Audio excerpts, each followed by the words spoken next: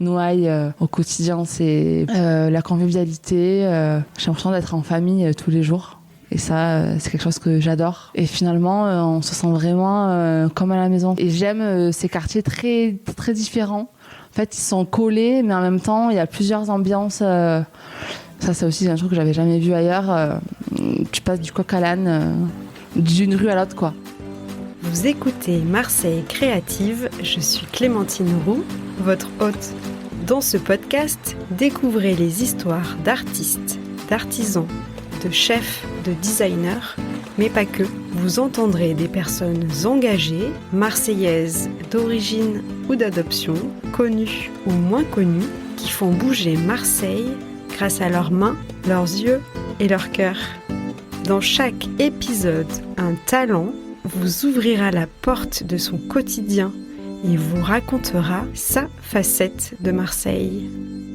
Bienvenue dans Marseille Créative, le podcast qui met en lumière les créatives et les créatifs marseillais. Cet épisode a été enregistré le mercredi 10 mai 2023 à l'occasion de la soirée de lancement de ce podcast qui s'est tenu à la Maison des Nines. L'enregistrement s'est déroulé en public. Merci à celles et ceux qui sont venus participer avec moi à cet enregistrement. On les entendra un petit peu durant l'épisode. Merci à la Maison des Nines d'avoir rendu possible cette soirée de lancement. Je suis comblée par vos sourires, vos mots, vos encouragements que j'ai reçus lors de cette soirée. Merci beaucoup. Ça m'a beaucoup touchée. Merci à toutes celles et ceux qui sont venus. C'est une soirée qui restera longtemps gravée dans ma mémoire.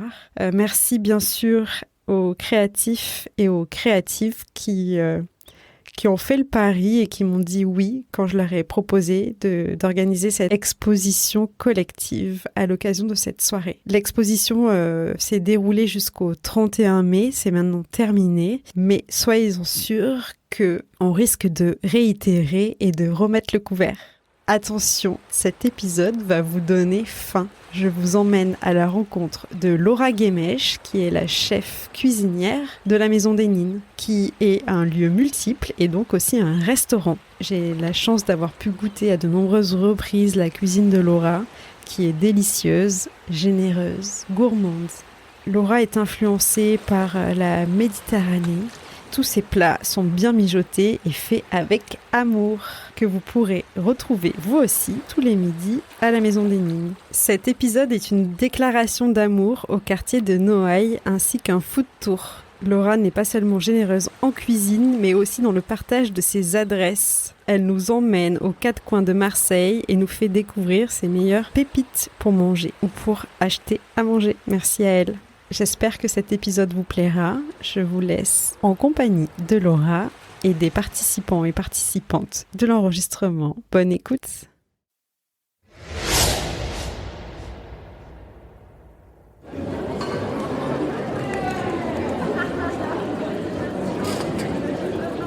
C'est lancé. C'est la première fois que j'enregistre en public. C'est le 16e épisode que j'enregistre. Merci Laura, que tu es prête? Oui. Allons-y. Je m'appelle Laura Guémèche, j'ai 27 ans. Je viens de Lourdes, dans les Hautes-Pyrénées. J'habite en famille avec mon grand-père, ma maman, mes oncles, mes tantes. Je suis d'origine kabyle-libanaise et je suis une jeune femme chef qui vit à Marseille depuis maintenant 2 ans. La première fois que je suis arrivée sur Marseille, c'était pour faire un entretien d'embauche chez Ella Aflalo, rue d'Aubagne, comme quoi tout s'aligne, pour être sa sous-chef. J'ai pris un billet de train. À l'époque, j'habitais sur Nîmes et je suis arrivée à Marseille pour la première fois de ma vie. J'ai atterri directement à l'hôtel Saint-Louis, juste en bas de la rue. Je suis arrivée dans ce brouhaha qui était Noailles. J'avais jamais vu ça ailleurs en France. C'était quelque chose d'inédit pour moi. Et voilà, c'est la première chose que j'ai vue sur Marseille. Et j'ai adoré, et en même temps je me suis dit que genre c'est impressionnant. Enfin, ça m'a ça m'a vraiment intriguée, quoi. Et je suis repartie de là et je me suis dit, je vais absolument habiter sur Marseille. Et pourtant, j'avais fait que cette rue et déjà le coup de cœur. Mon premier souvenir culinaire à Marseille, c'est la deuxième fois que je suis venue sur Marseille. Je suis sortie du métro au Vieux-Port et j'ai marché un peu vers l'Opéra, tout ça. À l'époque, je connaissais pas du tout ces quartiers puisque j'avais encore jamais visité Marseille à part la rue d'Aubagne. Et à l'odeur, j'ai atterri à Pain à l'ail et je me suis pris un sandwich aioli et des panisses que j'avais jamais goûté. Et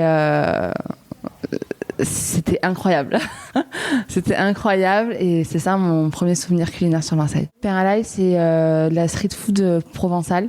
En fait, ils proposent des sandwichs bouillabaisse, aioli, omelette oursin, autant dans un sandwich que dans des plats. Voilà. Et c'est trop bon. L'image que j'avais de Marseille avant de m'installer ici, c'était un peu chaotique. On entendait un peu de tout, de rien. Enfin, je me rends compte maintenant que c'est totalement faux. Voilà, c'est ça l'image que j'avais de Marseille avant d'arriver ici. Et je suis bien contente de m'être fait mon propre avis. Marseille, pour moi, c'est ma ville lumière. Quand je pars d'ici, c'est vraiment ce qui me manque. Voilà. L'image que j'ai, c'est le partage. Déjà parce que je suis dans un quartier, Noailles, au quotidien, c'est vraiment ce que je ressens. La convivialité, j'ai l'impression d'être en famille tous les jours. Et ça, c'est quelque chose que j'adore, alors que c'est une grande ville. Et finalement, on se sent vraiment comme à la maison, quoi. Enfin, voilà, et j'aime ces quartiers très, très différents. En fait, ils sont collés, mais en même temps, il y a plusieurs ambiances. Ça, c'est aussi un truc que j'avais jamais vu ailleurs. Tu passes du coq à l'âne, d'une rue à l'autre, quoi. Et voilà, Marseille, c'est une ville que j'adore. Alors, quand je suis arrivée sur Marseille, c'est vrai que j'ai posé mes valises vers le Vieux-Port parce que, vu que j'avais jamais été encore dans cette ville, je la connaissais pas trop, j'ai voulu, pour me rassurer, me rapprocher du centre pour un peu explorer la ville le temps que je trouve quelque chose d'autre. Et là, j'ai déménagé il y a une semaine dans le 5e arrondissement, que j'adore, mais c'est vrai que j'habitais dans le premier, ouais. Ça fait 8 ans que je suis chef cuisinière. J'ai fait un bac pro tapisserie d'ameublement parce que ma maman ne voulait pas que je fasse des études de cuisine, qui était elle-même cuisinière. Ensuite, je suis partie à la fac sur Nîmes pendant 1 an. C'est une fac d'art appliqué. Et c'était une année chaotique, hein. Et au bout de cette première année, je me suis posé des questions. Je me suis dit, bon là, il est temps que tu prennes ta vie en main, en fait, que tu fasses vraiment ce que tu aimes. 3 choix étaient devant moi, c'est-à-dire c'était soit je redoublais, soit je changeais, je faisais autre chose comme étude, soit j'allais vers la cuisine, et j'ai pris cette décision avec le cœur et je suis partie en cuisine. J'aime la cuisine depuis toute petite parce que mon grand-père cuisinait énormément. Pour moi, c'est le meilleur cuisinier du monde entier. Ma maman aussi, mon oncle aussi. C'est vrai que nous, on se rassemblait en fait tous les week-ends pour des gros repas de famille. C'est un peu le centre de notre famille, quoi. Nous, on se disait je t'aime avec la nourriture et pas avec les mots. Et c'est vrai que moi, je fais un peu de la cuisine, enfin même j'en suis sûre, parce que j'ai besoin de retrouver ces goûts-là. Et voilà, moi, ça me rappelle ma famille, en fait. J'ai intégré un CFA en fait, c'est un CAP MAN. C'était pour, en fait, c'est des gens qui sont en reconversion, donc qui ont déjà leur bac ou des masters, qui font cette formation qui dure 1 an. Donc j'ai fait cette formation et au bout d'1 an, je me suis orientée dans les desserts. Et après ça, on m'a appelée pour être chef dans un restaurant sur Nîmes. J'ai été un peu au bluff parce que j'avais jamais fait chef de ma vie. Moi, j'étais juste apprentie. Et ça a duré 3 ans. C'était super. Et ensuite, je suis arrivée sur Marseille parce que je voulais absolument vivre sur Marseille. Et j'ai trouvé donc un job à l'époque chez Spock pendant 6 mois. Et puis, donc chez Spock, j'étais pas chef, j'étais juste chef de partie. Et j'ai trouvé un job de chef chez Deia. Et à ce moment-là, j'avais vraiment envie de manager, devenir une vraie chef. Parce qu'avant, j'étais toute seule. Donc, j'étais en équipe avec 5 garçons dans la cuisine. Et ça m'a vraiment fait grandir et ça m'a vraiment aidée. Voilà. Et puis, je suis arrivée à la Maison des Mines. Ça fait maintenant 1 an. Et j'adore. Voilà, j'adore ce que je fais ici. Mon univers culinaire est vachement influencé par mes origines. Je suis kabyle libanaise. Donc, c'est vrai que c'est une cuisine très méditerranéenne. Mais je peux autant faire la cuisine italienne que la cuisine libanaise ou voilà, c'est vraiment un mélange de tout ça. J'essaie de retrouver des goûts de mon enfance et en même temps des goûts que j'aime maintenant. Ici, on a la Maison des Mines, rue d'Aubagne. Ça, c'est assez important. C'est un café-cantine. On peut autant venir bruncher que prendre un petit déjeuner le matin, juste boire un café, flâner, acheter un petit cadeau pour ses proches, ou même s'acheter des cadeaux pour soi. Voilà, on peut déjeuner tous les midis, moi je suis là. Et c'est pensé un peu comme une maison. C'est ce que j'aime, ce lieu, il est convivial, on se sent comme à la maison.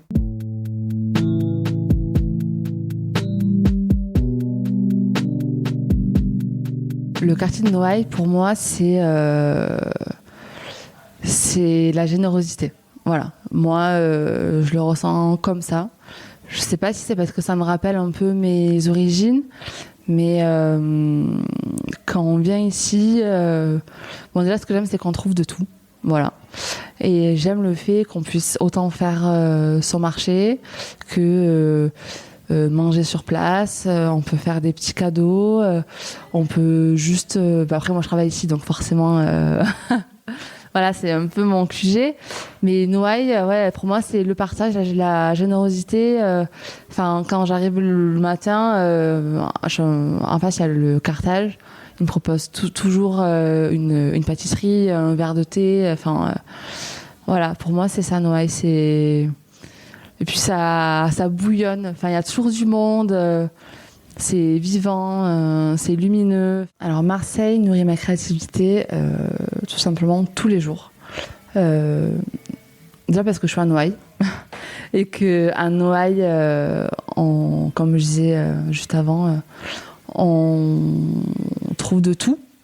Il y a des marchés absolument partout, des boutiques de food absolument partout. Ça sent la nourriture à longueur de journée.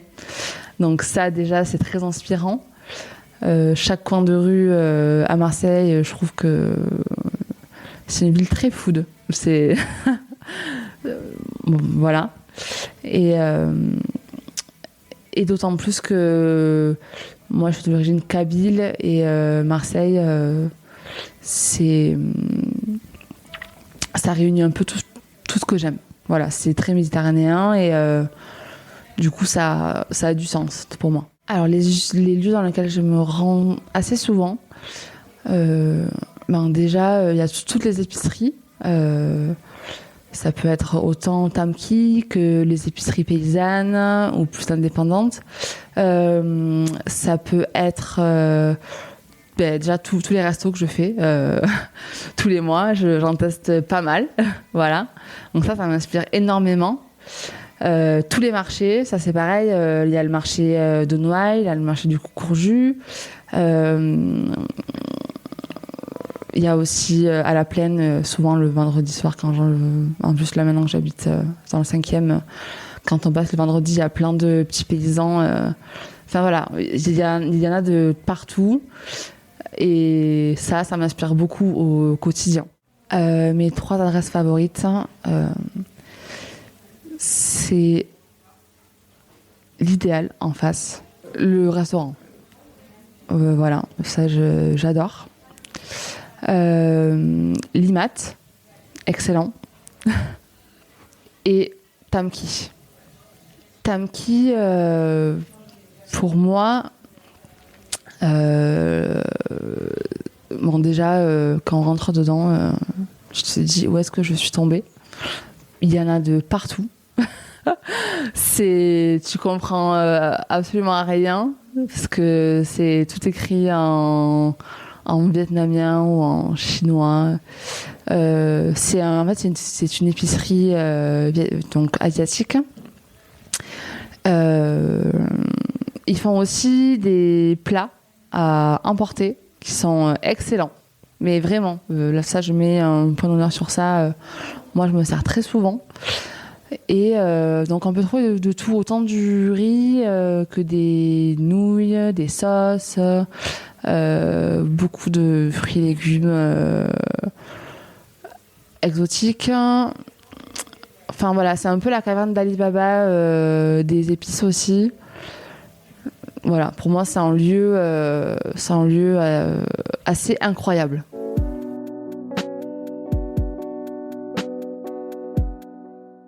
Enfin, je suis une fille du Sud, quoi. Je suis pas forcément marseillaise, mais j'ai autant vécu sur Nîmes qu'à Marseille, que chez moi. La relation que j'entretiens avec les Marseillais, alors c'est un peu la même. C'est même la même en fait, parce que je suis une fille du Sud et pour moi c'est tout pareil en fait. Ils sont juste un peu plus directs ici. Mais moi je viens du Sud-Ouest et c'est vrai que ça en a un peu le même tempérament, donc ça me change pas trop de mes habitudes. Ce que je déteste le plus à Marseille, c'est la propreté. Il n'y a aucune propreté à Marseille et ça c'est encore plus flagrant quand je vais chez mes parents dans les Pyrénées.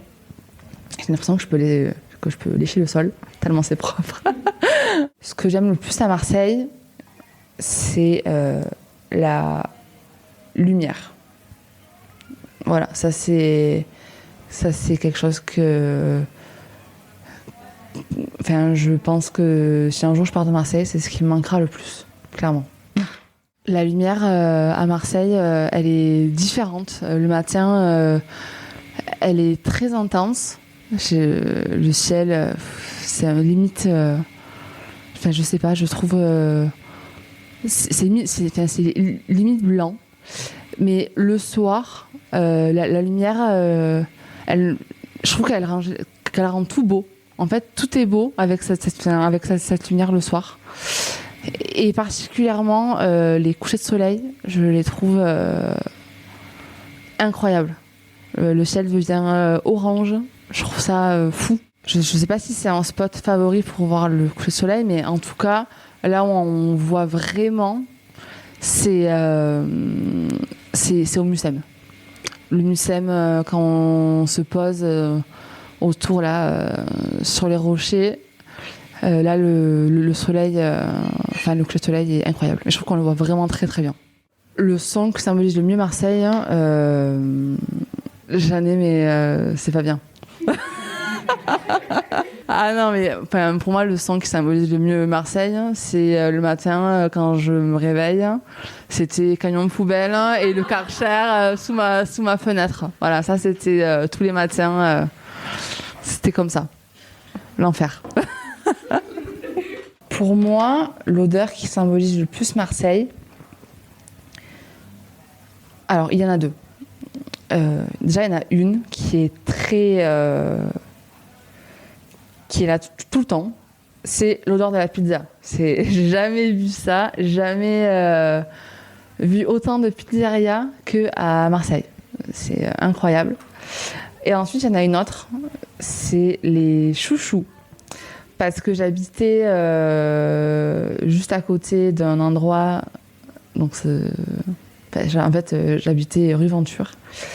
Et juste à côté, à 10 mètres, il y avait un vendeur de chouchous. Et quand j'ouvrais la fenêtre de ma chambre, ça sentait le chouchou chez moi pendant toute l'après-midi, quoi. C'était du non-stop chouchou. Ben, du coup, on parlait d'odeur, on parlait de la pizza. Ici, moi, j'ai découvert la pizza moite-moite. Pour moi, Marseille, ça a ce goût-là. Franchement, je sais pas comment je décrirais Marseille. Il y a tellement de... C'est tellement différent d'un quartier à un autre que... Je décrirais Marseille comme solaire, déjà. C'est une ville très solaire et en même temps très bruyante aussi. Ça, il faut le dire. Un peu fouillis, c'est un peu le bordel. Mais Marseille... c'est génial, quoi. Si je devais quitter Marseille demain, ce que je regretterais le plus, alors ça j'en ai déjà parlé, c'est la lumière, mais également Noailles. Noailles, c'est mon quartier chouchou ici. Et c'est vrai que quand je reviens de vacances, il faut que je passe par Noailles. C'est obligé. Le message que je peux faire passer aux auditeurs, c'est de croire en ses rêves et de faire ce qui nous plaît. Voilà. Ça, moi, je travaille tous les matins, je me lève et je suis contente de venir travailler parce que c'est ma passion. Et je suis contente de m'être écoutée. Surtout. Donc pour moi, il faut s'écouter parce qu'on travaille quand même beaucoup et si on n'aime pas ce qu'on fait, c'est quand même dommage. Donc juste faites ce qui vous plaît. Je vais demander aux personnes qui ont assisté à l'enregistrement s'ils ont des questions. Est-ce que tu as un plat signature Un plat signature, il y a quelque chose que j'aime beaucoup faire, c'est les galettes iraniennes. C'est un mélange d'herbes, d'œufs, de cranberry et de noix et ensuite on le fait frire un peu comme une frittata et on mange ça avec une sauce blanche à la coriandre. Ça c'est le petit tips apéro qui marche toujours. Encore merci Laura pour ce témoignage authentique et inspirant sur ta vision de Marseille. Pour en savoir plus sur Laura et sa cuisine, je vous invite à vous rendre sur le compte Instagram @g.laurazzo, LAURAZO, sur le compte Instagram de la Maison des Nines, @Maison des Nines.